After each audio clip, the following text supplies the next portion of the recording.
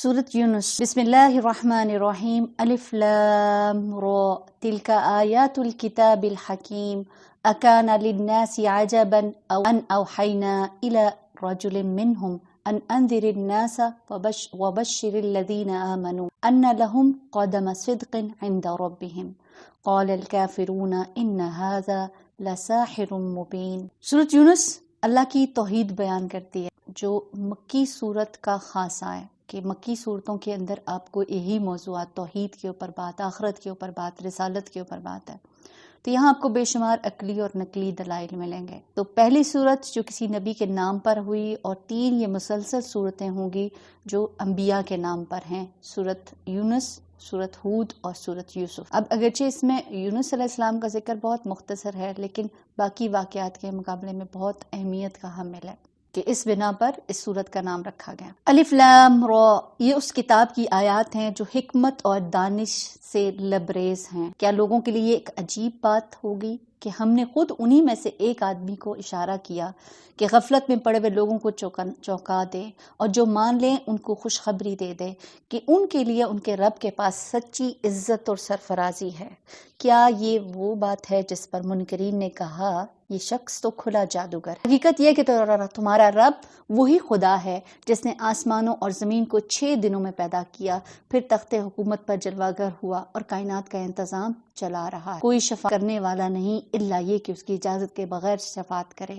یہی اللہ تمہارا رب ہے، لہٰذا تم اسی کی عبادت کرو، پھر کیا تم ہوش میں نہ آؤگے؟ اسی کی طرف تم سب کو پلٹ کر جانا ہے، یہ اللہ کا پکا وعدہ ہے۔ تو جب اللہ نے ہی پیدا کیا، اللہ ہی کی طرف لوٹ کر جانا ہے، تو پھر کیوں ہم اپنی زندگی کو اللہ کے بتائے ہوئے طریقے کے مطابق نہیں گزارتے؟ بے شک پیدائش کی ابتدا وہی کرتا ہے، پھر وہی دوبارہ پیدا کرے گا، تاکہ جو لوگ ایمان لائے اور جنہوں نے نیک اعمال کیے ان کو پورے انصاف کے ساتھ جزا دے۔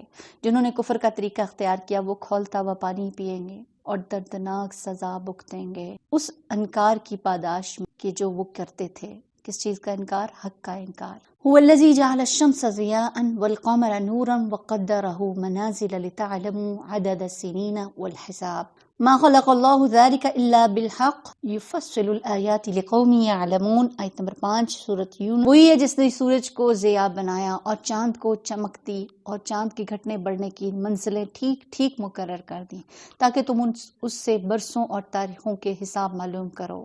اللہ نے یہ سب کچھ کھیل کے طور پر نہیں بلکہ بامقصد ہی بنایا ہے۔ وہ اپنی نشانیوں کو کھول کھول کر پیش کر رہا ہے ان لوگوں کے لیے جو علم رکھتے ہیں۔ تو نشانیاں کس کے لیے ہے؟ نشانیاں کس کو سمجھ آتی ہیں؟ جس کے پاس علم ہو، اور علم ایمان کے ساتھ۔ ایمان کے بغیر ان چیزوں کی تفصیلات آپ کو کسی نتیجے تک نہیں پہنچنے دیتی کہ انسان یہ سمجھے کہ ان سب چیزوں کا کیا ہے حق صحیح ادا نہیں کر سکتا جب تک کہ وہ ایمان کے ساتھ ان چیزوں کے اوپر غور و فکر نہ کرے۔ یعنی رات اور دن کے الٹ پھیر میں اور ہر اس چیز میں جو اللہ نے زمین اور آسمان کو پیدا کی ہے، نشانیاں ہیں ان لوگوں کے لیے جو بچنا چاہتے ہیں۔ حقیقت یہ ہے کہ جو لوگ ہم سے ملنے کی توقع نہیں رکھتے دنیا کی زندگی ہی میں راضی اور مطمئن ہو گئے ہیں، اور جو لوگ ہماری نشانیوں سے غافل ہیں ان کا آخری ٹھکانہ جہنم ہوگا، اور ان برائیوں کی پاداش میں جن کا اکتساب وہ اپنے ان غلط عقیدوں اور غلط طرز عمل کی وجہ سے کرتے رہے ہیں۔ تو دنیا کی زندگی پر راضی ہونا، حسن بصری کہتے ہیں کہ اللہ کی قسم جب تک وہ دنیا پر راضی نہیں ہوئے انہوں نے دنیا کو مزین نہیں کیا، نہ ہی اس کا رتبہ بلند کیا۔ جب دنیا پر راضی ہو گئے تو اس کو خوبصورت بنانے میں لگ گئے اور اس کے معیار کو بلند کرنے میں لگ گئے۔ وہ اللہ ہی کی کوئی آیات سے بے خبر اور غافل ہیں، اللہ کی کونی آیات سے، اور غور و فکر نہیں کرتے۔ اللہ کی شرعی آیات کی بھی ان کو فکر نہیں کہ اس پر عمل کریں۔ ایسے لوگوں کا ٹھکانہ آگ ہی ہے۔ یاد رکھیے انسان اپنی ساری قوتوں اور سوچوں کا مرکز صرف دنیا کو نہ بنا لے۔ انسان کو اپنی آخرت کو نہیں بھولنا چاہیے کہ اپنی صلاحیتیں، وقت، ہر کچھ صرف اس دنیا کے لیے لگا دے۔ نبی پاک صلی اللہ علیہ وسلم نے فرمایا جس شخص کا مقصد اور حرص دنیا اور وہی اس کا مقصد اور ہدف ہے، وہی اس کا ٹارگٹ ہے، وہی اس کا گول ہے، اور اس کی نیت کرتا ہو تو اللہ اس کی آنکھوں کے سامنے اس کا فقر اور فاقہ کر دیتا ہے، اور اس کے سامنے اس کی محتاجی ہر وقت رہتی ہے۔ اس کے برعکس اس کے سامنے دنیا کے معاملات اس کے ساتھ اس کے بکھیر دیتا ہے، اس کو اس سے اتنا ہی ملتا ہے جو اس کے لیے لکھ دیا جاتا ہے، اور جس کا مقصد آخرت ہو اور وہ اس کے لیے ہدف بن جائے اس کی نیت رکھتا ہو، تو اللہ تعالیٰ اس کے دل کو میں غنا ڈال دیتا ہے، اللہ اس کے معاملات کو یکجا کر دیتا ہے، اور دنیا اس کے پاس ذلیل ہو کر آتی ہے۔ جس دنیا کو پانے کے لیے ہم اس کے پیچھے بھاگ رہے ہوتے ہیں، وہی ہماری ذلت اور رسوائی کا سبب بن جاتی ہے۔ جب آپ اس کی طرف سے رخ پھیرتے ہیں نا، تو پھر یہ آپ کی طرف ذلت کے ساتھ دوڑتی ہے۔ اور یہ بھی حقیقت ہے کہ جو لوگ ایمان لائے، یعنی جنہوں نے اس صداقتوں کو قبول کر لیا جو اس کتاب میں پیش کی گئی ہیں، اور نیک اعمال کرتے رہے، انہیں ان کا رب ان کے ایمان کی وجہ سے سیدھی راہ دکھائے گا۔ ایمان ذریعہ بنتا ہے ہدایت کا، کہ انسان ایمان جس کے اندر ہوتا ہے تو وہ سیدھی راہ کو پانا چاہتا ہے، اس لیے ہدایت میں اضافے کے لیے ایمان کو بڑھانے کی بھی فکر کرنی چاہیے، اور یہ تب بھی ہے کہ جب انسان علم حاصل کرے، اور انسان کا علم اس کو فائدہ دیتا ہے، ورنہ صرف انفارمیشن لیتے رہنا ایمان کو نہیں بڑھاتا۔ اور پھر علم کے ساتھ پھر کیا اس کے لیے فائدہ مند ہے کہ وہ عمل بھی کرتا رہے، تبھی وہ آخرت کے فائدے حاصل کرتا ہے۔ اور یہ جہاں تک نیک عمل کی بات ہوئی ہے نا کہ نیک عمل کرے، تو انسان کے لیے یہ نیک اعمال، ابن جریج نے اس آیت کے بارے میں کہا، ایسا شخص جب وہ اپنی قبر سے اٹھے گا تو اس کا عمل اس کے لیے اچھی شکل، اچھی خوبصورت سی صورت میں اس کے سامنے آئے گا، اور اپنے ساتھی کے گلے ملے گا، اس کی بھلائیوں کی خوشخبری دے گا، اور کہے گا، پوچھے گا، وہ میت پوچھے گی اس سے، تم کون ہو؟ وہ کہے گا، میں تمہارا عمل ہوں، اور وہ اس کے آگے آگے روشنی کرے گا یہاں تک کہ وہ جنت میں داخل کرتا ہے۔ جیسے وہ پولیس رات میں کہا جاتا ہے نا کہ روشنی نور ہوگا ہر ایک انسان کے پاس اس کے عمل کے مطابق، تو یہاں اس کی طرف اشارہ ہے کہ اس کے لیے روشنی کرتا جائے گا اور وہ چلتا جائے گا، لیکن برا عمل اپنے کرنے والے کے ساتھ چمٹ جائے گا یہاں تک کہ وہ اس کو جہنم میں پہنچا دے گا۔ تو نیک عمل اور روشن چہروں کی صورت میں انسان کے ساتھ قبر کی تنہائی کو بھی دور کرے گا۔ نبی پاک صلی اللہ علیہ وسلم فرمایا، مومن کی مثال موت کے وقت اس طرح ہے کہ کسی شخص کے 3 دوست ہوں، ان میں سے ایک مال ہو، وہ کہے اپنی چاہت کے مطابق لے لو، دوسرا کہے میں تمہارے ساتھ ہوں جب تو مر جائے گا اور تو الگ ہو جاؤں گا، تیسرا کہے میں تیرے ساتھ ہوں اور تیرے ساتھ ہی نکلوں گا۔ پہلا دوست کیا ہے؟ مال، جو صرف دنیا تک کام آیا، دوسرا دوست اولاد جو اس کے ساتھ قبر تک جاتی ہے، اور تیسرا عمل جو قبر میں ساتھ اترتا ہے اور آخرت میں بھی ساتھ رہے گا۔ اب ہم کو یہ کرنا ہے کہ کیسے عمل ہوں، کس طرح کا ساتھ آپ کو چاہیے، قبر میں بھی اور حشر میں بھی اور آخرت میں بھی، پولیس رات کے وقت میں بھی، تو پھر ہمیں زیادہ سے زیادہ نیک اعمال کرنا ہے۔ تو ایسے لوگوں کے لیے کیا ہے؟ تجری من تحتہم الانہار فی جنات النعیم، نعمتوں بھری جنتوں میں ان کے نیچے نہریں بہیں گی، وہاں ان کی صدا یہ ہوگی، پاک ہے تو اے اللہ۔ کیا کہیں گے؟ دعواہم فیہا سبحانک اللہم وتحیتہم فیہا سلام وآخر دعواہم ان الحمد للہ رب العالمین۔ آیت نمبر 10 سورۃ یونس۔ ان کی یہ دعا ہوگی سلامتی ہو، اور ان کی ہر بات کا خاتمہ اس بات پر ہوگا کہ ساری تعریف اللہ رب العالمین ہی کے لیے ہے، اور حقیقت ہے اس رب کی ہی تعریف کہ جس نے ہمیں جنت تک بھی پہنچا دے۔ تو یہ جنتیوں کا کلام ہوگا۔ اگر کہیں اللہ لوگوں کے ساتھ برا معاملہ کرنے میں اتنی ہی جلدی کرتا ہے جتنی وہ دنیا کی بھلائیاں مانگنے میں جلدی کرتے ہیں، تو ان کی مہلت عمل کبھی کی ختم کر دی گئی ہوتی ہے۔ مگر ہمارا یہ طریقہ نہیں، اس لیے ہم ان لوگوں کو جو ہم سے ملنے کی توقع نہیں رکھتے، ان کی سرکشی میں بھٹکنے کے لیے چھوڑ دیتے ہیں۔ انسان کا حال یہ ہے کہ جب اس پر کوئی سخت وقت آتا ہے تو کھڑے اور بیٹھے اور لیٹے ہم کو پکارتا ہے، مگر جب ہم اس کی مصیبت ٹال دیتے ہیں تو ایسا چل نکلتا ہے گویا اس نے کبھی اپنے کسی برے وقت پر ہم کو پکارا ہی نہ تھا۔ تو یہ کتنی بے وفائی والا معاملہ ہے نا، خوشحالی میں اللہ کو یاد کرتے ہیں، خوشحالی میں اللہ کو بھول جاتے ہیں، اور مشکل وقت میں اللہ کو یاد رکھتے ہیں۔ آپ صلی اللہ علیہ وسلم فرمایا، تم خوشحالی میں اسے یاد رکھو، وہ تکلیف کے وقت میں تم کو یاد رکھے گا۔ تو پھر ضرورت کس بات کی ہے؟ ہر حال میں اللہ کو یاد رکھا جائے، اسی کو پکارا جائے۔ اس طرح سے حد سے گزر جانے والوں کے لیے ان کے کرتوت خوشنما بنا دیے گئے۔ لوگوں تم سے پہلے کی قوموں کو جو بڑے بڑے زمانے میں برسر عروج تھے، ہم نے ہلاک کر دیا۔ جب انہوں نے ظلم کی روش اختیار کی، ان کے رسول ان کے پاس کھلی کھلی نشانیاں لے کر آئے اور انہوں نے ایمان لا کر ہی نہ دیا۔ اس طرح مجرموں کو ان کے جرائم کا بدلہ دیا کرتے ہیں۔ اب ان کے بعد ہم نے تم کو زمین میں اس کی جگہ دی تاکہ دیکھیں تم کیسے عمل کرتے ہو۔ جو انہیں ہماری صاف صاف باتیں سنائی جاتی ہیں تو وہ لوگ جو ہم سے ملنے کی توقع نہیں رکھتے کہتے ہیں اس کے بجائے کوئی اور قرآن لاؤ یا اس میں سے کچھ ترمیم کرو۔ قرآن کو اپنی خواہش کے مطابق بدلنا چاہتے ہیں، اپنی عقل کے مطابق، کہ ہماری سوچ، ہماری عقل تو یہ کہتی ہے۔ تو کیا ہماری سوچ اور ہماری عقل بڑی ہے یا اللہ کی؟ تو کہا جا رہا ہے محمد ان سے کہو یہ کام نہیں ہے کہ اپنی طرف سے اس میں کوئی تغیر تبدیل کروں، میں تو بس اس وحی کا پیرو ہوں جو میری طرف بھیجی جاتی ہے۔ اگر میں اپنے رب کی نافرمانی کروں تو مجھے ایک بڑے ہولناک دن کے عذاب کا ڈر ہے۔ اور کہو اگر اللہ کی مشیت یہی ہوتی تو میں یہ قرآن تمہیں کبھی نہ سناتا اور اللہ تمہیں اس کی خبر تک نہ دیتا۔ آخر اس نے پہلے میں ایک عمر تمہارے درمیان گزار چکا ہوں، کیا تم عقل سے کام نہیں لیتے؟ یعنی نبی پاک صلی اللہ علیہ وسلم نبوت سے پہلے 40 سال تک ان کے بیچ میں رہے تھے، تب تو انہوں نے کوئی قرآن نہیں انہیں سنایا تھا۔ اب جب اللہ کا حکم آ رہا تھا تب تو ہی ان کو قرآن سنا رہے تھے۔ پھر اس سے بڑھ کر ظالم اور کون ہوگا جو ایک جھوٹی بات گھڑ کر اللہ کی طرف منسوب کرے یا اللہ کی واقعی آیات کو جھوٹا قرار دے۔ یقیناً مجرم کبھی فلاح نہیں پاتے۔ وَيَعْبُدُونَ مِن دُونِ اللَّهِ مَا لَا يَضُرُّهُمْ وَلَا يَنفَعُهُمْ وَيَقُولُونَ هَؤُلَاءِ شُفَعَاؤُنَا عِندَ اللَّهِ۔ آیت نمبر 18 سورۃ یونس۔ یہ لوگ اللہ کے سوا ان کی پرستش کر رہے ہیں جو ان کو نہ نفع پہنچا سکتے ہیں نہ نقصان۔ اب یہاں بظاہر تو اہل مکہ کی طرف اشارہ ہے، لیکن اس کے بعد باقی سب کے لیے، ہم سب کو بھی اس بات پر غور کرنا ہے، کہیں ہم تو نہیں ہے سب کچھ۔ وہ کہتے ہیں کہ یہ اللہ کے ہاں ہمارے سفارشی ہیں۔ اے محمد صلی اللہ علیہ وسلم ان سے کہو کیا تم اللہ کو اس بات کی خبر دیتے ہو جیسے وہ نہ آسمان میں جانتا ہے نہ زمین میں؟ مطلب ہم بھی کچھ لوگوں کے پاس اس لیے جاتے ہیں کہ یہ ہمارا پیغام اللہ تک پہنچائیں گے، یہ بڑے پہنچے ہوئے لوگ ہیں، ان تک ان کے ذریعے سے ہماری جائے گی بات۔ تو یہاں کیا کہا جا رہا ہے؟ پاک ہے وہ اور بالا تر ہے وہ اس شرک سے جو یہ لوگ کرتے ہیں۔ ایسا کچھ بھی کرنا شرک ہے۔ ابتداً ساری امت انسان ایک ہی امت تھے، بعد میں انہوں نے مختلف عقیدے اور مسلک بنا لیے، اور اگر تیرے رب کی طرف سے پہلے ہی ایک بات طے نہ کر لی گئی ہوتی تو جس چیز میں وہ باہم اختلاف کر رہے ہیں اس کا فیصلہ کر دیا جاتا۔ اور یہ جو وہ کہتے ہیں کہ اس نبی پر اس کے رب کی طرف سے کوئی نشانی کیوں نہ اتاری گئی، تو ان سے کہو غیب کا مالک اور مختار تو اللہ ہی ہے۔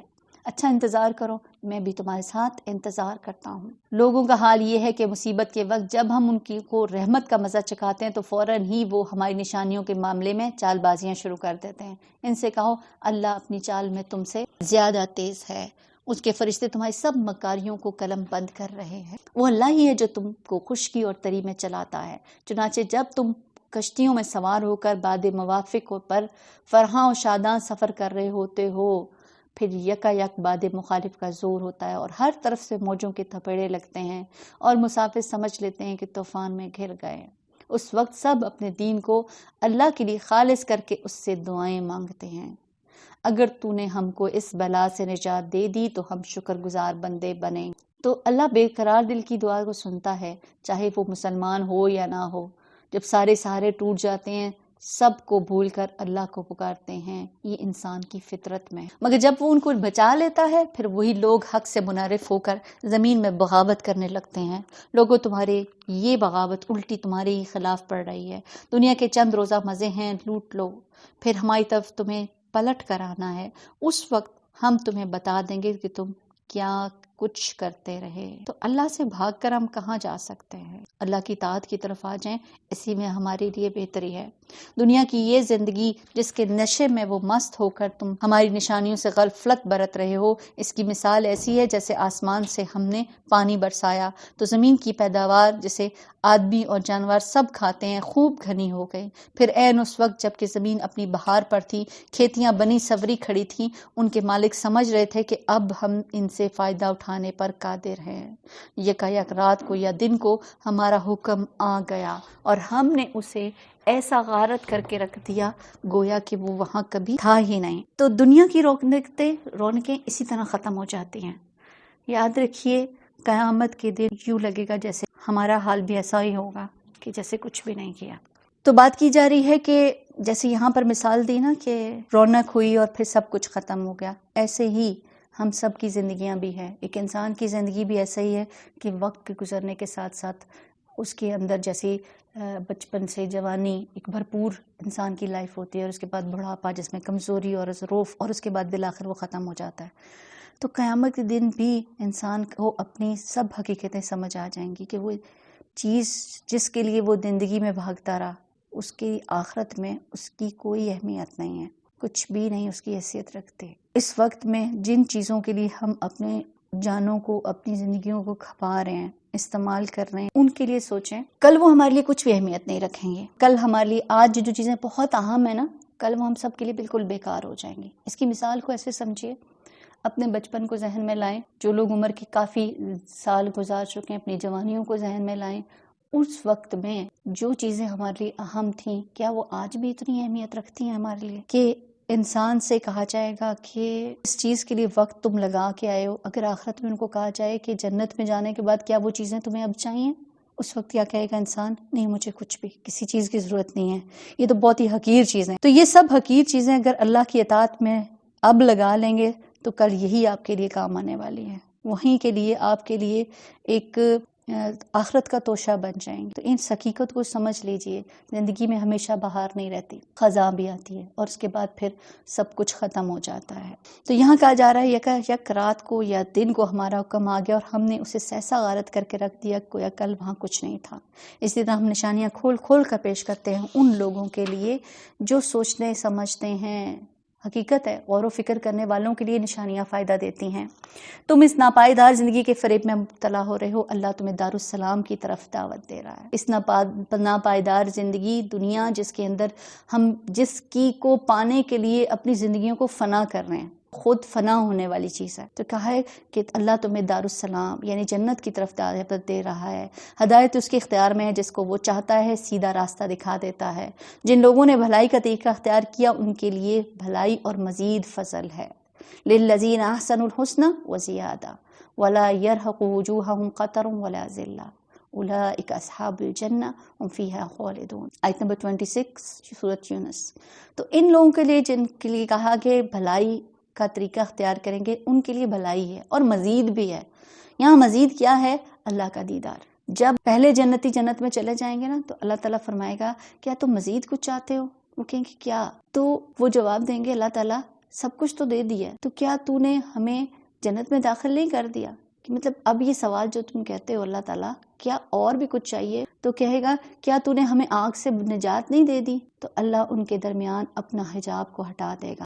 جنتی اللہ کو دیدار کریں گے تو جو کچھ انہیں ملا ہوگا ان میں سب سے زیادہ محبوب ترین چیز ان کے لیے رب کا دیدار ہوگا، جس کے بعد باقی سب چیزیں چھوٹی ہو جائیں گی۔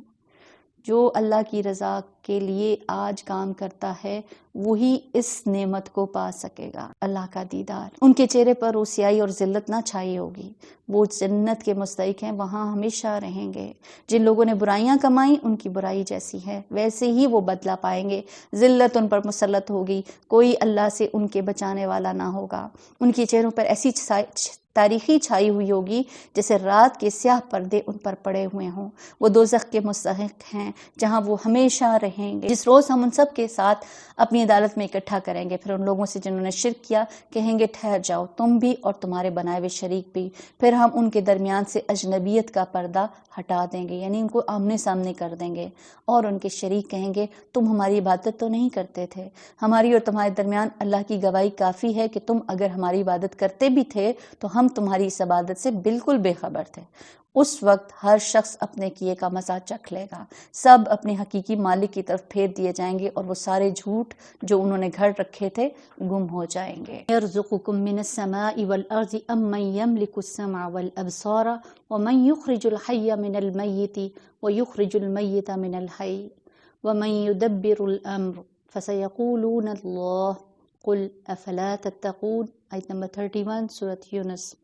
ان سے پوچھو کون تم کو آسمان اور زمین سے رزق دیتا ہے؟ یہ سماعت اور بینائی کی قوتیں کس کے اختیار میں ہیں؟ کون بے جان میں سے جاندار کو اور جاندار میں سے بے جان کو نکالتا ہے؟ کون اس نظم عالم کی تدبیر کر رہا ہے؟ وہ ضرور کہیں گے اللہ۔ کہو پھر تم حقیقت کے خلاف چلنے سے پرہیز نہیں کرتے؟ تب تو یہی اللہ تمہارا حقیقی رب ہے، پھر حق کے بعد گمراہی کے سوا اور کیا باقی رہ گیا؟ آخر یہ تم کدھر پھرائے جا رہے ہو؟ اے نبی دیکھو اس طرح نافرمانی اختیار کرنے والوں پر تمہارے رب کی بات صادق آ گئی کہ وہ مان کر نہ رہیں گے۔ ان سے پوچھو تمہارے ٹھہرائے ہوئے شریکوں میں سے کوئی ہے جو تخلیق کی ابتدا ابھی کرتا اور پھر اس کا اعادہ بھی کرے؟ کہو وہ صرف اللہ ہے جو تخلیق کی ابتدا بھی کرتا ہے اور اس کا اعادہ بھی کرتا ہے، پھر تم یہ کس الٹی راہ پر چلائے جا رہے ہو؟ ان سے پوچھو تمہارے ٹھہرائے ہوئے شریکوں میں کوئی ایسا بھی ہے جو حق کی طرف رہنمائی کرتا ہو؟ کہو وہ صرف اللہ ہے جو حق کی طرف رہنمائی کرتا ہے، پھر بھلا بتاؤ جو حق کی طرف رہنمائی کرتا ہے وہ اس کا زیادہ مستحق ہے کہ اس کی پیروی کی جائے، یا جو خود راہ نہیں پاتا الا یہ کہ اس کی رہنمائی کی جائے؟ آخر تمہیں ہو کیا گیا ہے؟ کیسے الٹے الٹے فیصلے کرتے ہو؟ حقیقت یہ ہے کہ ان میں سے اکثر لوگ محض قیاس اور گمان کے پیچھے چلے رہے ہیں، حالانکہ گمان حق کی ضرورت کو کبھی پورا نہیں کرتا۔ جو کچھ یہ کر رہے ہیں اللہ ان کو خوب جانتا ہے۔ تو حق کی بنیاد دلیل پر ہوتی ہے، ہماری خواہشات پر نہیں ہوتی۔ اور یہ قرآن وہ چیز نہیں ہے جو اللہ کی وحی و تعلیم کے بغیر تصنیف کر لیا جائے، بلکہ یہ تو جو کچھ پہلے آ چکا اس کی تصدیق اور الکتاب کی تفصیل ہے۔ توحید کے دلائل کے بعد یہاں قرآن کی تصدیق کر کے اوپر بات کی جا رہی ہے کہ اگر انسان ایمان سے ایک آگے کوئی ہدایت کا سامان بھی ہے اس کے لیے، ورنہ اللہ کو رب مان لینے کافی نہیں ہے، اس کو جاننا بھی ضروری ہے کہ وہ ہمارا رب ہے اور اسی کی ہمیں اطاعت کرنی ہے۔ اور اپنے رب کو پانے کے لیے دونوں طرح کی اللہ تعالیٰ نے نشانیاں کائنات کی بھی بتا دیں اور قرآن کی بھی۔ اس میں کوئی شک نہیں کہ یہ فرما رواہ کائنات کی طرف سے ہے۔ کیا یہ لوگ کہتے ہیں کہ پیغمبر نے اسے خود گھڑ لیا ہے؟ کہو اگر تم اپنے اس الزام میں سچے ہو تو ایک صورت اس جیسی تصنیف کر لاؤ اور ایک خدا کو چھوڑ کر جس کو بلا سکتے ہو مدد کے لیے بلا لو۔ اصل یہ ہے کہ جو چیز ان کے علم کی گرفت میں نہیں آئی اور جس کا مال بھی اس کے سامنے نہیں آیا، اس کو انہوں نے خواہ مخواہ اٹکل پچھو جھٹلا دیا۔ اس طرح تم ان سے پہلے کے لوگ بھی جھٹلا چکے ہیں۔ پھر دیکھ لو ان ظالموں کا کیا انجام ہوا۔ ان میں سے کچھ لوگ ایمان لائیں گے اور کچھ نہیں لائیں گے، اور تیرا رب ان مفسدوں کو خوب جانتا ہے۔ اگر یہ تجھے جھٹلاتے ہیں تو کہہ دو میرا عمل میرے لیے، تمہارا عمل تمہارے لیے۔ جو کچھ میں کرتا ہوں اس کی ذمہ داری سے تم بری ہو، اور جو کچھ تم کر رہے ہو اس کی ذمہ داری سے میں بری ہوں۔ ان میں بہت سے لوگ ہیں جو تمہاری باتیں سنتے ہیں، مگر کیا تم بہروں کو سناؤ گے خواہ وہ کچھ بھی نہ سمجھتے ہوں؟ تو بہت سے لوگ قرآن سنتے ہیں لیکن سمجھتے نہیں، حق سے بہرے ہیں۔ اصل سننا کیا ہوتا ہے کہ انسان اس کو اتنے اچھے طریقے سے سنے کہ اس کے عمل میں تبدیلی آ جائے۔ ایک مرتبہ نبی پاک صلی اللہ علیہ وسلم نے یہ بات منبر پر ارشاد فرمائی، تم رحم کرو تم پر رحم کیا جائے گا، تم معاف کرو تم کو معاف کر دیا جائے گا۔ ہلاکت ہے اس کے لیے جو صرف سنتے ہیں عمل نہیں کرتے، ہلاکت ہے اس شخص پر جو اپنے گناہوں پر جانتے بوجھتے اصرار کرتے ہیں۔ ان کو جانتے ہیں یہ گناہ ہے لیکن کرتے چلے جاتے ہیں۔ ان میں سے بہت سے لوگ ہیں جو تمہیں دیکھتے ہیں، مگر کیا تم اندھوں کو رات بتاؤ گے خط انہیں کچھ سوچتا نہ ہو؟ حقیقت یہ ہے کہ اللہ لوگوں پر ظلم نہیں کرتا، لوگ خود ہی اپنے اوپر ظلم کرتے ہیں۔ تو مومن اور کافر کے بصیرت میں فرق ہوتا ہے۔ انسان جب تک علم سے عمل کا فائدہ نہیں اٹھاتا وہ صاحب بصیرت نہیں ہوتا، اس کے اندر وہ دیکھنے کی صلاحیت نہیں ہوتی ہے۔ تو حقیقت یہ ہے کہ اللہ لوگوں پر ظلم نہیں کرتا، لوگ خود ہی اپنے اوپر ظلم کرتے ہیں، آج ہی دنیا کی زندگی میں مست ہیں، اور جس روز اللہ ان کو اکٹھا کرے گا تو یہی دنیا کی زندگی انہیں ایسے محسوس ہوگی گویا یہ محض ایک گھڑی بھر آپس میں جان پہچان کرنے کو ٹھہرے تھے۔ اس وقت تحقیق ہو جائے گا کہ فی الواقع سخت گھاٹے میں رہے وہ لوگ جنہوں نے اللہ کی ملاقات کو جھٹلایا، اور ہرگز وہ رائے راست پر نہ تھے۔ جن برے نتائج سے ہم انہیں ڈرا رہے ہیں ان کا کوئی حصہ ہم تیرے جیتے جی دکھا دیں یا اس سے پہلے ہی تجھے اٹھا لیں، بہرحال انہیں آنا ہمارے ہی طرف ہے، اور جو کچھ یہ کر رہے ہیں اس پر اللہ گواہ ہے۔ وَلِكُلِّ أُمَّةٍ رسول، ہر امت کے لیے ایک رسول ہے۔ پھر جب کسی امت کے پاس اس کا رسول آ جاتا ہے تو اس کا فیصلہ پورے انصاف کے ساتھ چکا دیا جاتا ہے، اس پر ذرا برابر ظلم نہیں کیا جاتا۔ کہتے ہیں اگر تمہاری یہ دھمکی سچی ہے تو آخر یہ کب پوری ہوگی، یعنی قیامت کب آئے گی؟ میرے اختیار میں تو خود اپنے نفع و نقصان بھی نہیں، سب کچھ اللہ کی مشیت پر موقوف ہے۔ ہر امت کے لیے مہلت کی ایک مدت ہے، جب یہ مدت پوری ہو جاتی ہے تو گھڑی بھر کی تقدیم و تاخیر بھی نہیں ہوتی۔ تو کوئی امت ہو، قوم ہو، انسان ہو، جانور ہو، پرندے ہوں، ہر ایک کی زندگی کا ایک وقت ہے، ہر ایک کی موت کا وقت لکھا ہوا ہے اور وہ مقرر وقت پر ہی آنی ہے۔ تو جو ہمیں مہلت ملی ہے اس سے ہم فائدہ اٹھا لیں۔ ان سے کہو کبھی تم نے یہ بھی سوچا اگر اللہ کا عذاب اچانک رات کو یا دن کو آ جائے تو تم کیا کر سکتے ہو؟ آخر یہ ایسی کون سی چیز ہے جس کے لیے مجرم جلدی مچاتے ہیں؟ کیا جب وہ تم پر آ پڑے اس وقت تم اسے مانو گے؟ اب بچنا چاہتے ہو، حالانکہ تم خود ہی اس کے لیے جلدی آنے کا تقاضا کر رہے تھے۔ پھر ظالموں سے کہا جائے گا اب ہمیشہ کے لیے عذاب کا مزہ چکھو، جو کچھ تم کرتے رہے اس کی پاداش کے سوا اور کیا بدلہ تم کو دیا جا سکتا ہے۔ تو موت کے وقت جب انسان کے سامنے حقیقت کھل جائے گی نا، تو اس وقت میں انسان کا کسی چیز کو مان لینا اس کو کوئی فائدہ نہیں دینے والا۔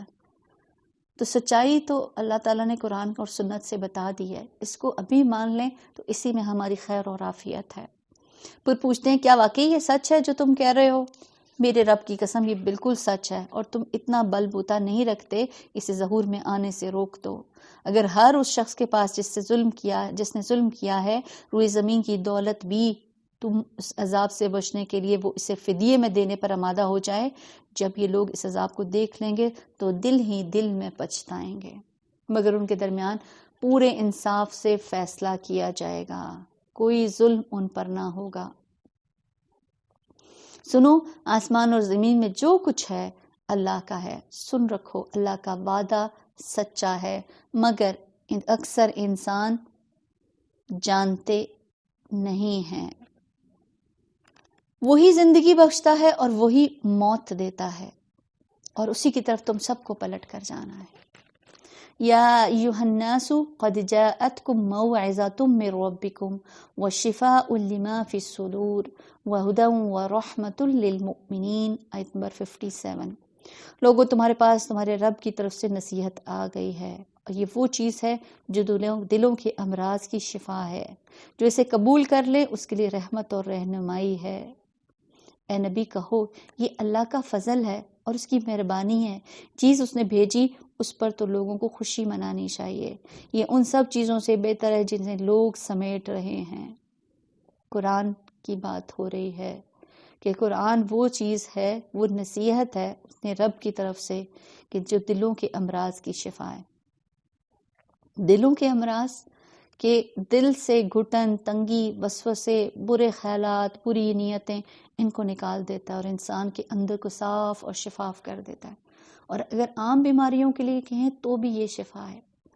ابن قیم کہتے ہیں دلوں اور جسموں کی بیماریوں میں سے کوئی بیماری ایسی نہیں جس کا علاج اور اس کے سبب کی طرف رہنمائی کا ذریعہ قرآن میں موجود نہ ہو۔ تو پھر اس رحمت کے آنے پر، اس فضل کے آنے پر ہمارا طرز عمل کیا ہونا چاہیے؟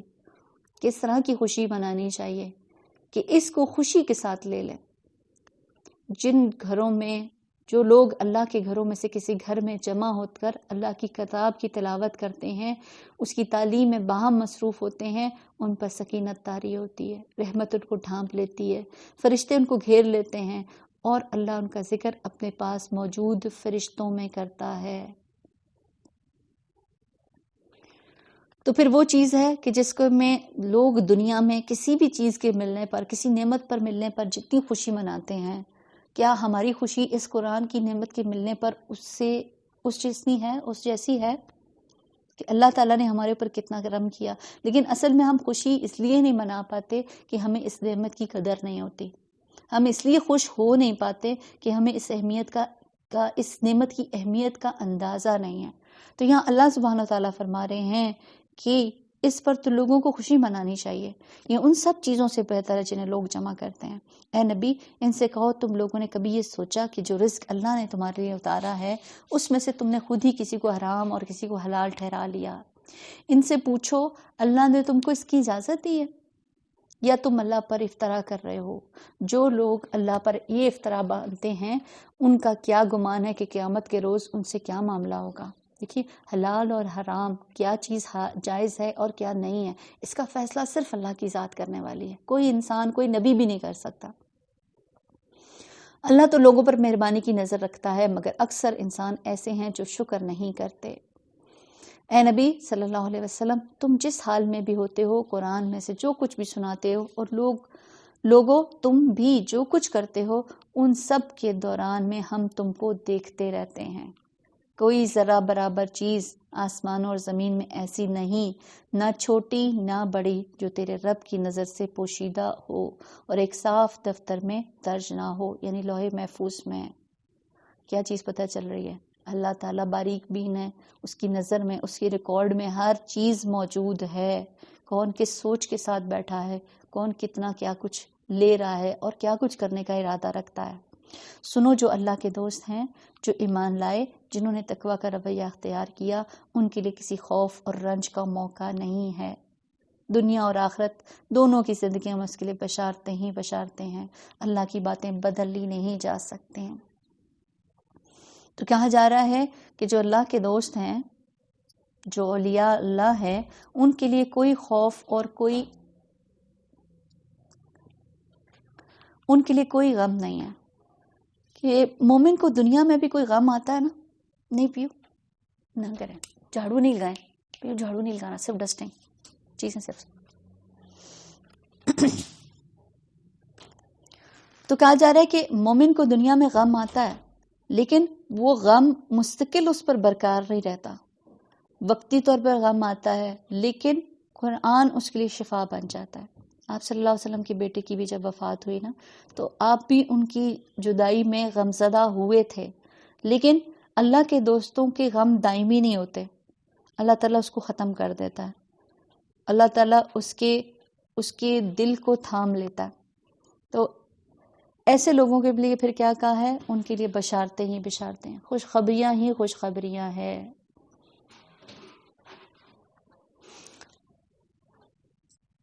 تو کہا جا رہا ہے اللہ کی باتیں بدلی نہیں جا سکتی، یہی بڑی کامیابی ہیں۔ اے نبی، جو باتیں یہ لوگ تجھ پر بناتے ہیں اور تمہیں رنجیدہ نہ کریں، عزت ساری کی ساری اللہ کی اختیار میں ہے، اور جو کچھ وہ سب کچھ جانتا، سنتا اور جانتا ہے۔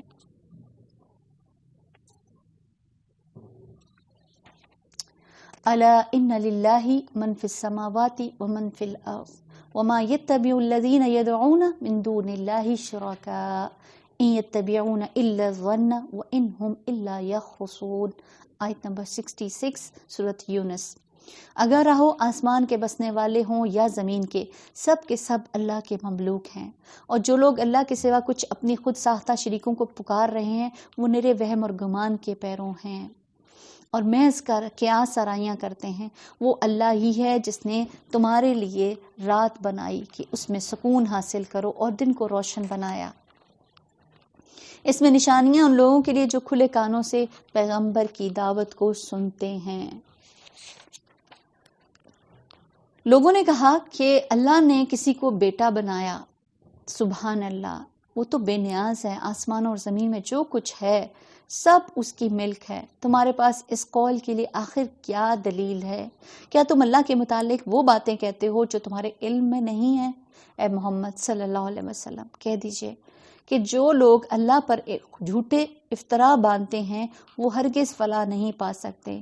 دنیا کی چند روزہ زندگی میں مزے کر لیں، پھر ہماری طرف ان کو پلٹنا ہے، پھر ہم اس کفر کے بدلے جس کا ارتکاب وہ کر رہے ہیں، ان کو سخت عذاب کا مزہ چکھائیں گے۔ وَاتْلُ عَلَيْهِمْ نَبَأَ نُوحٍ إِذْ قَالَ لِقَوْمِهِ يَا قَوْمِ إِنْ كَانَ كَبُرَ عَلَيْكُمْ مَقَامِي وَتَذْكِيرِي بِآيَاتِ اللَّهِ فَعَلَى اللَّهِ تَوَكَّلْتُ فَأَجْمِعُوا أَمْرَكُمْ وَشُرَكَاءَكُمْ ثُمَّ لَا يَكُنْ أَمْرُكُمْ عَلَيْكُمْ غُمَّةً ثُمَّ اقْضُوا إِلَيَّ وَلَا تُنظِرُونَ۔ آیت نمبر 71 سورۃ یونس۔ ان کو نوح علیہ السلام کا قصہ سناؤ، اس وقت کا قصہ جب اس نے اپنی قوم سے کہا تھا، اے برادرانی قوم، اگر میرا تمہارے درمیان رہنا اور اللہ کی آیات سنا کر تمہیں غفلت سے بیدار کرنا تمہارے لیے ناقابل برداشت ہو گیا ہے، تو میرا بھروسہ اللہ پر ہے۔ تم اپنے ٹھہرائے ہوئے شریکوں کو ساتھ لے کر ایک متفقہ فیصلہ کر لو، اور جو منصوبہ تمہارے پیش نظر ہو اس کو خوب سوچ سمجھ لو تاکہ اس کا کوئی پہلو تمہاری نگاہ سے پوشیدہ نہ رہے، پھر میرے خلاف اس کو عمل میں لے آؤ اور مجھے ہرگز مہلت نہ دو۔ تم نے میری نصیحت سے منہ موڑا تو میرا کیا نقصان، میں تم سے کسی اجر کا طلبگار نہ تھا، میرا اجر تو اللہ کے ذمہ ہے اور مجھے حکم دیا گیا ہے، کوئی مانے یا نہ مانے میں خود مسلم بن کر رہوں گا۔ ایسی باتیں کون کر سکتا ہے؟ ایک تو وہ یہ کہ جو اپنے بات میں بالکل سچا ہے، اور دوسرا اس کو اللہ پر بھروسہ ہے، اللہ پر توکل ہے۔ تو یہ دونوں چیزیں حضرت نوح علیہ السلام، اور پھر اسی بنیاد پر وہ یہ بات کرتے ہیں۔ انہوں نے اسے جھٹلایا اور نتیجہ یہ ہوا ہم نے اسے اور ان لوگوں کو جو ان کے ساتھ کشتی میں تھے بچا لیا، اور انہی کو زمین میں جانشین بنایا، اور ان سب لوگوں کو غرق کر دیا جنہوں نے ہماری آیات کو جھٹلایا۔ بعض اوقات ہم پریشان رہتے ہیں کہ ہمارے ارد گرد والے لوگ آپ کی بات کو مان نہیں رہے، آپ حق بات کر رہے ہیں، وہ آپ کو کاٹ رہے ہیں۔ تو پھر یاد رکھیے کامیابی کس کے ساتھ ہے؟ جو اللہ کی اطاعت کے مطابق اخلاص کے ساتھ کام کرتے رہیں، استقامت کے ساتھ چلتے رہیں، اللہ تعالیٰ آپ کو بچا لے گا انشاءاللہ۔ بس دیکھ لو کہ جنہیں متنبی کیا گیا تھا اور پھر بھی انہوں نے مان کر نہ دیا، ان کا کیا انجام ہوا۔ پھر نوح کے بعد ہم نے مختلف پیغمبروں کو ان کی قوموں کی طرف بھیجا، وہ ان کے پاس کھلی کھلی نشانیاں لے کر آئے، مگر جس چیز کو انہوں نے پہلے جھٹلایا تھا اسے پھر مان کر نہ دیا۔ اس طرح ہم حد سے گزر جانے والوں کے دلوں پر ٹھپا لگا دیتے ہیں۔ پھر ان کے بعد ہم نے موسیٰ اور ہارون کو اپنی نشانیوں کے ساتھ فرعون اور اس کے سرداروں کی طرف بھیجا، مگر انہوں نے اپنی بڑائی کا گھمنڈ کیا اور وہ مجرم لوگ تھے۔ بس جب ہمارے پاس سے حق ان کے سامنے آیا تو انہوں نے کہہ دیا یہ تو کھلا جادو ہے۔ موسیٰ علیہ السلام نے کہا تم حق کو یہ کہتے ہو جبکہ وہ تمہارے سامنے آ چکا، کیا یہ جادو ہے؟ حالانکہ جادوگر فلاح نہیں پاتے۔ ولا یفلح الساحرون۔ بہت سارے لوگوں کو یہ ڈر، یہ شک ہوتا ہے کہ اس کے اوپر جادو ہو گیا ہے۔ اپنے خوف کو اس آیت کے ساتھ دور کریں، ولا یفلح الساحرون، کہ جادوگر کبھی فلاح نہیں پاتے۔ وقتی طور پر کچھ نقصان یا اثرات انسان محسوس کرتا ہے، لیکن کوئی بھی ایسا شخص اپنے مقصد میں کامیاب نہیں ہو سکتا۔ کیوں؟ کیونکہ زندگی اور موت، رزق اللہ کے ہاتھ میں، ہمارے سارے اسباب کی ڈور اللہ کے ہاتھ میں ہے۔ لہٰذا جادوگروں سے ہمیں کسی سے پریشان ہونے کی ضرورت نہیں ہے۔ اور ایسے جملے آپ کو اصل میں نفسیاتی طور پر مضبوط کرتے ہیں۔ جیسے ہم کہتے ہیں نا کہ کوئی کام آپ کو کرنا پڑتا ہے تو آپ کہتے ہیں پتہ نہیں میں کر سکوں گی نہیں کر سکوں گی، تو اس وقت میں کیا کہا جاتا ہے؟ آپ اپنے آپ کو سنائیں، آئی کین ڈو اٹ، میں یہ کر لوں گی اور میں کروں گی۔ تو بالکل ایسے ہی الفاظ کے اثرات ہمارے اوپر ہوتے ہیں۔ تو یہاں کیا کہا؟ وَلَا يُفْلِحُ السَّاحِرُونَ، خود کو سنائیں۔ انہوں نے جواب میں کہا کیا تم اس لیے آئے ہو کہ ہمیں اس طریقے سے پھیرو جس پر ہم نے اپنے باپ دادا کو پایا، اور زمین میں بڑائی تم دونوں کو قائم ہو جائے؟ تمہاری بات تو ہم ماننے والے نہیں ہیں۔ فرعون نے اپنے آدمیوں سے کہا ہر ماہر فن جادوگر کو میرے پاس حاضر کرو۔ جب جادوگر آ گئے تو موسیٰ نے ان سے کہا جو کچھ تمہیں پھینکنا ہے پھینکو۔ پھر جب انہوں نے اپنی رسیاں پھینک دیں تو موسیٰ نے کہا یہ جو کچھ تم نے پھینکا ہے یہ جادو ہے، اللہ ابھی اسے باطل کیے دیتا ہے، مفسدوں کے کام کو سدھرنے نہیں دیتا۔ ان اللہ لا یصلح عمل المفسدین، اللہ اپنے نافرمانوں سے حق کو حق کر دکھاتا ہے، خواہ مجرموں کو وہ کتنا ہی ناگوار گزرے۔ ضرورت کس چیز کی ہے؟ پھر حق پر ہونے کی۔ پھر دیکھو کہ موسیٰ کو اس کی قوم میں سے چند نوجوانوں کے سوا کسی نے نہ مانا۔ یعنی نوجوان لوگ جو ہوتے ہیں نا وہ ڈرتے نہیں ہیں، رسک لینے کے لیے تیار ہو جاتے ہیں، آگے بڑھ جاتے ہیں۔ تو کہا جا رہا ہے کہ نوجوانوں نے لبیک کہا، فرعون کے ڈر سے اور خود اپنی قوم کے سربراہوں لوگوں کے ڈر سے جنہیں خوف تھا کہ فرعون ان کی عذاب میں مبتلا کرے گا۔ اور واقعہ یہ ہے کہ فرعون زمین میں غلبہ رکھتا تھا اور وہ ان لوگوں میں سے تھا جو اپنی کسی حد پر رکتے نہ تھے۔ یعنی یہ وہ فرعون جو موسیٰ علیہ السلام کے مقابلے میں تھا، وہ بہت طاقتور بادشاہ تھا، بے شمار تعمیرات اس نے کی تھیں اور بہت ساری شہر بنائے تھے، نہریں بنائی تھی کہ لوگ اس کو یاد رکھیں۔ اپنے آپ کو رب اعلیٰ کہتا تھا اور اس کی اتنی ہیبت تھی کہ اپنی قوم پر اور بنی اسرائیل پر بھی کہ ان لوگوں کو ڈر لگتا تھا کہ اگر بات نہیں مانی تو یہ ہمارے اوپر بہت ظلم کرنے والا ہے۔ اور اسی کی طرف یہاں پر اشارہ کیا جا رہا ہے کہ یہ فرعون زمین پر غلبہ رکھتا تھا اور ان لوگوں میں سے جو کسی حد پر نہیں رکتے تھے، کچھ بھی کر سکتا تھا ظلم کے اعتبار سے۔ موسیٰ نے اپنے قوم سے کہا لوگو اگر تم واقعی اللہ پر ایمان رکھتے ہو تو اس پر بھروسہ کرو اگر مسلمان ہو۔ انہوں نے جواب دیا ہم نے اللہ ہی پر بھروسہ کیا، اے ہمارے رب ہمیں ظالم لوگوں کے لیے فتنہ نہ بنا، اپنی رحمت سے ہم کو کافروں سے نجات دے۔ تو پھر ان ظالموں سے کہ ہتھے میں ہم نہ چڑھیں، اللہ تعالیٰ اس فتنے سے ہمیں بچا لیں کہ لوگ یہ سمجھیں کہ یہ لوگ ٹھیک ہیں، اس لیے یہ لوگ جو پکڑے گئے یہ ٹھیک نہیں تھے، اس لیے کہ لوگ فتنے میں پڑ جائیں۔ یہاں توکل کو دعا پر مقدم کیا جا رہا ہے، یعنی دعا مانگنے والے پر حق ہے کہ اپنے رب اپنے دعا کی بنیاد کس چیز پر رکھے؟ اللہ کے توکل۔ اس طرح دعا کی قبولیت کی زیادہ امید کی جا سکتی ہے۔ تو دعا مانگیں اور اس سے پہلے کیا ہے؟ اللہ پر توکل اور بھروسے کے ساتھ، یقین کے ساتھ مانگا کریں، اللہ تعالیٰ قبول کرنے والا ہے۔ وَأَوْحَيْنَا إِلَى مُوسَى وَأَخِيهِ أَن تَبَوَّأَ لِقَوْمِكُمَا بِمِصْرَ بُيُوتًا وَاجْعَلُوا بُيُوتَكُمْ قِبْلَةً وَأَقِيمُوا الصَّلَاةَ وَبَشِّرِ الْمُؤْمِنِينَ۔ ہم نے موسیٰ اور اس کے بھائی کو اشارہ کیا، مصر میں چند مکان اپنے قوم کے لیے مہیا کرو، مصر میں چند مکان اپنی قوم کے لیے مہیا کرو، اپنے ان مکانوں کو قبلہ ٹھہرا لو اور نماز قائم کرو اور اہل ایمان کو بشارت دے دو۔ تو جہاں پر مذہبی آزادی نہ ہو، یہاں جو سچویشن سمجھ آ رہی ہے کہ موسیٰ علیہ السلام اور ان کے ساتھی فرعونیوں کے درمیان میں ہیں، اب وہاں پر کوئی مذہبی آزادی نہیں ہے، تو اس صورت میں کیا کہا گیا کہ اپنے گھروں میں مسجدیں بنا لو، اللہ کے لیے وہاں پر جمع ہو، اللہ کا ذکر کرو۔ تو یہاں ایک زبردست قسم کا حل ہے، ایسی جگہ ایسی سچویشن ہے کہ جب آپ کے لیے کھلے عام عبادت ممکن نہیں ہے، مسجد جا نہیں سکتے، تو پھر گھروں میں ہی تعلیم کے مرکز بنا لیے جائیں۔ یعنی کہ کوئی یہ نہیں کہہ سکتا کہ اب نماز پڑھنا ختم ہو گیا، یا مسجد کے جو مقصد ہوتے ہیں کہ آپ وہاں پر تعلیم، دینی تعلیم حاصل کرتے ہیں، اس کے لیے کوششیں کرتے ہیں، تو اب وہ چھوڑ دیں۔ اب یہ تعلیم کا سلسلہ کہاں پر کرو؟ اپنے گھر کے اندر جاری رکھو، دین کو نہیں چھوڑنا ہے۔ طریقہ بدلا جا سکتا ہے سچویشن اور حالات کے مطابق، لیکن حکم تبدیل نہیں ہوگا۔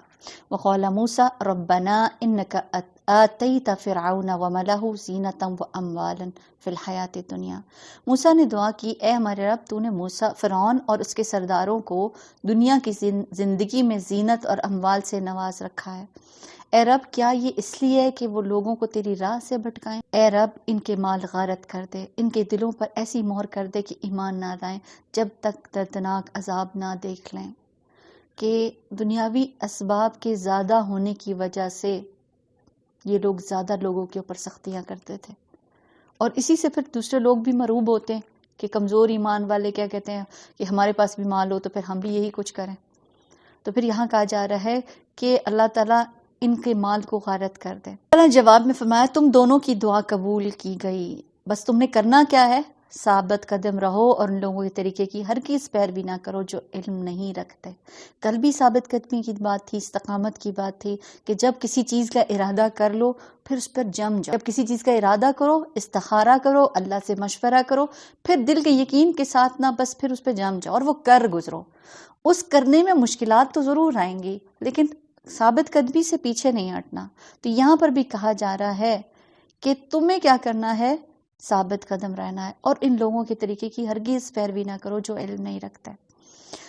ہم بنی اسرائیل کو سمندر سے گزار لے گئے، پھر فرعون اور اس کے لشکر ظلم اور زیادتی کی غرض سے ان کے پیچھے چلے، حتیٰ کہ جب فرعون ڈوبنے لگا تو بول اٹھا، میں نے مان لیا کہ خداوند حقیقی اس کے سوا کوئی نہیں جس پر بنی اسرائیل ایمان لائے، اور میں بھی سر اطاعت جھکا دینے والوں میں سے ہوں۔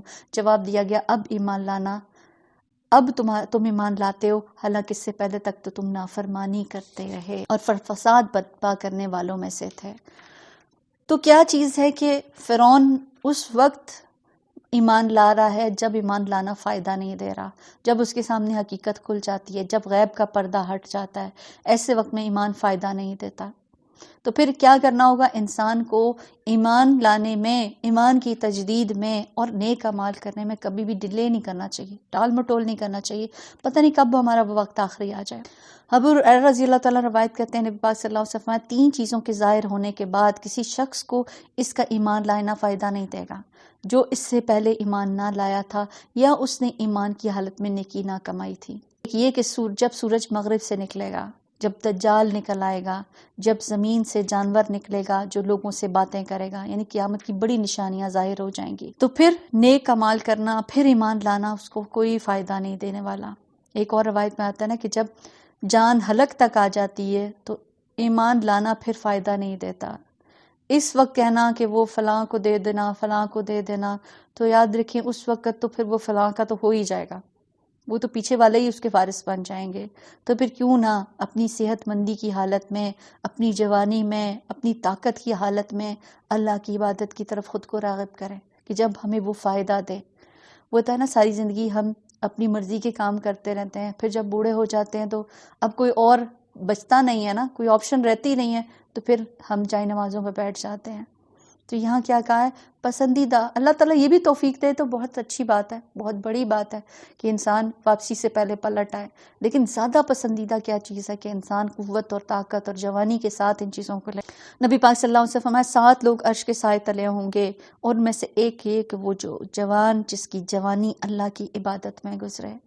تو اللہ تعالیٰ جوانوں کی جوانیوں کو ضائع ہونے سے بچا لے، ان کو موبائلوں کی نظر نہ کر دے، ان کو ان لغویات میں نہ گزار دے کہ جس کے بعد پھر انسان حسرت کرتا جائے کہ وہ وقت جب بہت کچھ کمائی کرنے کا تھا وہ ہم نے گنوا دیا. اب تو ہم صرف تیری لاش ہی کو بچائیں گے تاکہ تو بعد کی نسلوں کے لیے نشان عبرت بنے. اگرچہ بہت سے انسان ایسے ہیں جو ہمارے نشانوں سے غفلت برتتے ہیں. تو فرعون کے جو اس وقت ایمان لاتا ہے، اس وقت ایمان کا کہ میں اب جس پر بنی اسرائیل ہے، جس پر موسیٰ اور ہارون ہے ان کو مانتا ہوں، تو اس کو فائدہ نہیں، اور اللہ تعالیٰ اس کو بعد والی نسلوں کے لیے عبرت بنا دیتا ہے. جی شازیہ جاوید اپنا میوٹ کیجئے پلیز. تو اللہ تعالیٰ اس کو نشان عبرت بنا دیتا ہے بعض لوگوں کے لیے. اور نشان عبرت کن لوگوں کے لیے ہوتا ہے؟ جو غور و فکر کرتے ہیں، جو بصیرت کی نگاہ سے دیکھتے ہیں. نہیں تو کتنے ہی لوگ اس کو دیکھتے ہیں. جیسے مصر میں میوزیم میں اس کی لاش کو محفوظ رکھا، تو کتنے لوگ وہاں پر کس لیے دیکھنے جاتے ہیں؟ جسٹ فار انٹرٹینمنٹ، کہ ایک چیز ہے، ایک لاش ہے جو اتنے عرصے سے محفوظ ہے، اور بس اس کے لیے ایک بس گھومنا پھرنا اور غفلت کے ساتھ، اور اس تہ تک نہیں پہنچتے کہ یہ اللہ نے اس کو نشان عبرت بنا دیا. اور قرآن کی صداقت پر بھی یہ دلیل ہے. ہم نے بنی اسرائیل کو بہت اچھا ٹھکانہ دیا تھا، نہایت عمدہ وسائل زندگی انہیں عطا کیے، پھر انہوں نے باہم اختلاف نہیں کیا مگر اس وقت جب کہ علم ان کے پاس آ چکا. یقیناً تیرا رب قیامت کے روز ان کے درمیان ان کا فیصلہ کر دے گا جس میں وہ حقیق اختلاف کرتے رہے. اب اگر تجھے اس ہدایت کی طرف سے کچھ بھی شک ہو جو ہم نے تجھ پر نازل کیا ہے تو ان لوگوں سے پوچھ لو جو پہلے سے کتاب پڑھ چکے. فی الواقع یہ تیرے پاس حق ہی آیا ہے تیرے رب کی طرف سے، لہٰذا تم شک کرنے والوں میں سے نہ ہو، ان لوگوں میں نہ شامل ہو جنہوں نے اللہ کی آیات کو جھٹلایا، ورنہ تو نقصان اٹھانے والوں میں سے ہوگا. حقیقت یہ ہے کہ جن لوگوں پر تیرے رب کا قول راست آ گیا یعنی اس پر عذاب، ان کے سامنے خواہ کوئی نشانی آ جائے اور کبھی ایمان لا کر نہ دیتے جب تک کہ وہ دردناک عذاب سامنے آتا نہ دیکھ لیں. پھر کیا کوئی ایسی مثال ہے کہ ایک بستی عذاب دے کر ایمان لائی اور اس کے ایمان اس کے لیے نفع بخش ثابت ہوا؟ یونس کی قوم کے سوا اس کی کوئی نظیر نہیں. یونس علیہ السلام کی قوم جن کو نصیحت کر کر کے یونس علیہ السلام تھک گئے تھے کہ ایک وقت آیا کہ وہاں سے ان کو اللہ کے حکم کے آنے کے سے پہلے وہاں سے نکل گئے.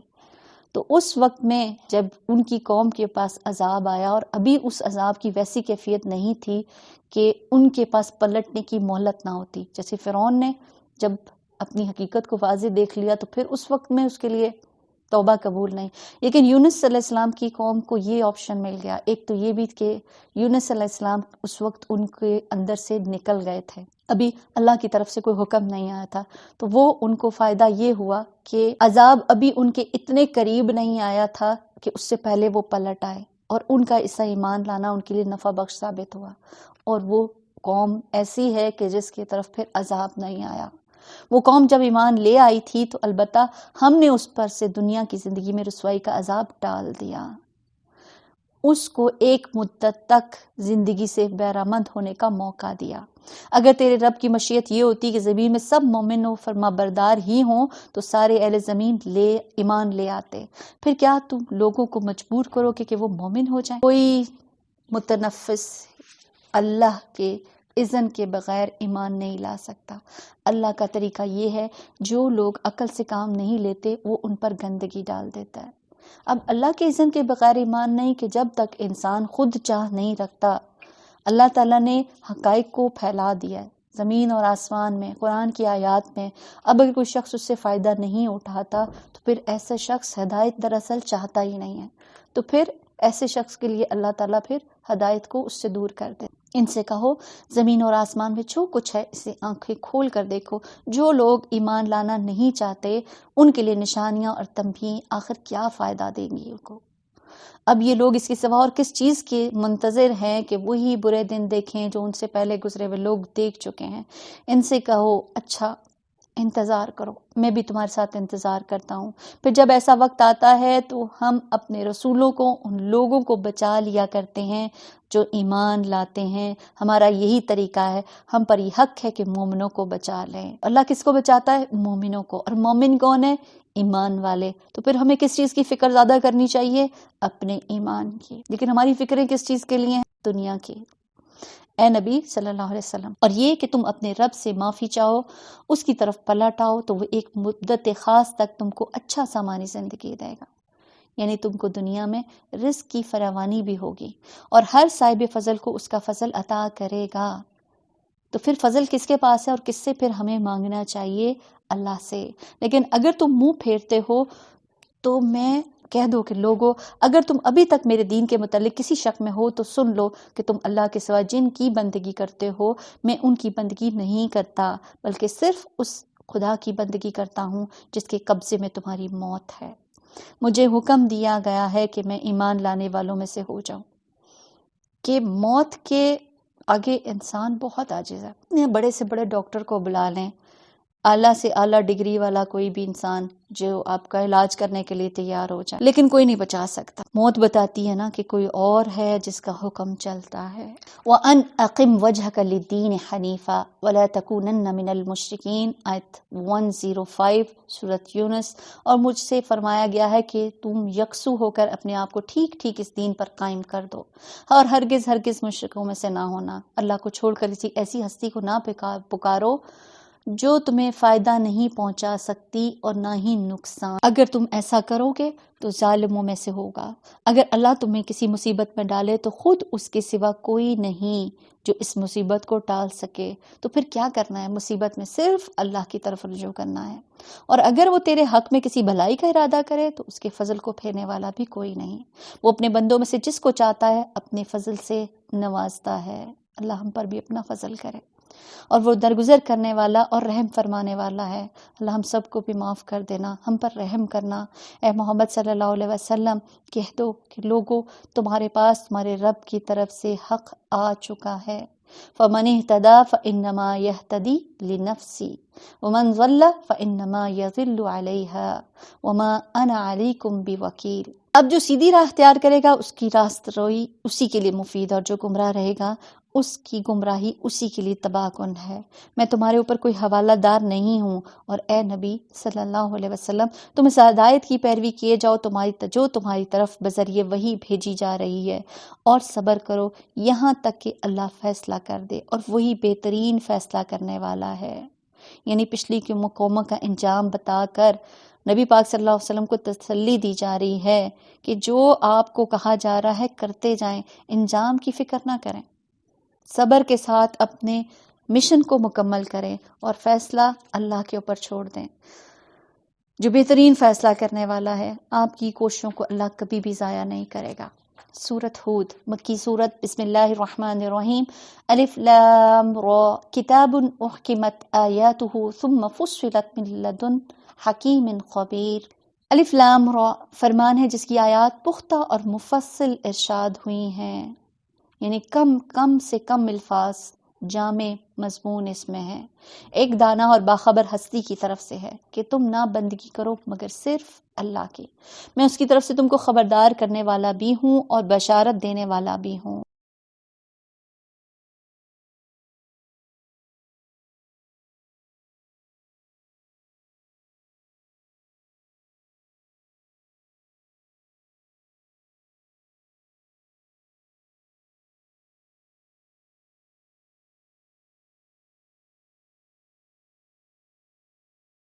تمہارے حق میں ایک بڑے ہولناک دن کے عذاب سے ڈراتا ہوں۔ تم سب کو اللہ کی طرف پلٹنا ہے، وہ سب کچھ وہ سب کچھ کر سکتا ہے۔